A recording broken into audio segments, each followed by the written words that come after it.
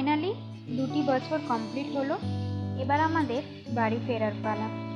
সমস্ত কিছু কমপ্লিট, এবার শুধু আসতে হবে একদিন থিওরি পরীক্ষা দেওয়ার জন্য। বেরিয়ে পড়লাম 2 বছর ধরে কাটানো কিছু অভিমান, কিছু ভালো মুহূর্ত, কিছু স্মৃতি নিয়ে। ভিডিওটি তোলা থাক 2 বছরের স্মৃতিচারণের মাধ্যম হিসেবে। হয়তো আবার কোনো দিন সকলের সাথে দেখা হবে, অন্য কোনো দিনে, অন্য কোনো জায়গায়, অন্য কোনোভাবে। আশা করি সকলে